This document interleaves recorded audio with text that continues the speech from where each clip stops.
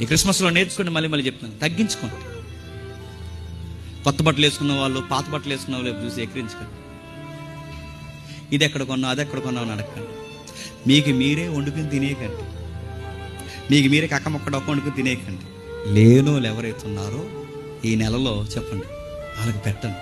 మీకు మీరే బట్టలు వేసుకుని తినేయకండి. కనీసం గత ఏడాది వేసుకున్న బట్టలైనా లేనోళ్ళకి ఇవ్వండి. ఆ పాత బట్టలే కొత్త బట్టలు వేసుకుని తినేది. ఎందుకంటే దేవుని మనసు ఎవరి మీద ఉంది చెప్పండి? దీనులు పేదోళ్ళ మీద.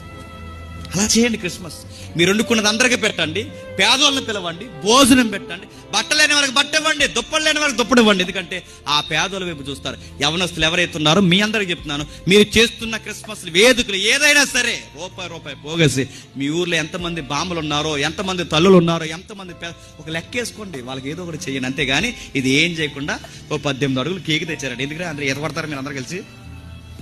18 అడుగులు కేక్ తెచ్చారట, ఒదికి పిలిచారు. 18 అడుగులు కేకు, తెల్ల లింగిలు నల్ల సొక్కలు, ఒక్కడ చేతిలో బైబిల్ లేదండి.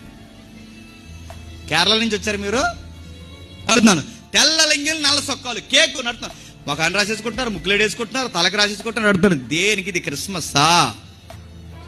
ఆ కేకుకి పెట్టే డబ్బు, మీ లైట్లకి పెట్టే డబ్బు. పేదలు ఉన్నారు. పెద్దమ్మ మందులు తెచ్చుకోలేని పెద్దమ్మలు మీ సంఘంలో ఉంటారు. పెద్దమ్మ ఇదిగో మేము అందరం డబ్బులు పోగేసుకున్నాం, నీకు మందులు లేక బాధపడుతుంది, ఈ డబ్బుల నుంచి మా యవనస్తులు అందరూ ఇస్తున్నా అని ఇవ్వు. దేవుడు ఎంత బాగా సంతోషిస్తాడు దేవుడు. విధవరాండ్లు ఉన్నారు లేరా మన ఊరిలో, ఆ తల్లికి ఇవ్వు, ఎంత బాగా సంతోషిస్తారో. మీకు మీరే వండేసుకుని తినేయకండి, మీకు మీరే వేసుకుని తిరిగేకండి.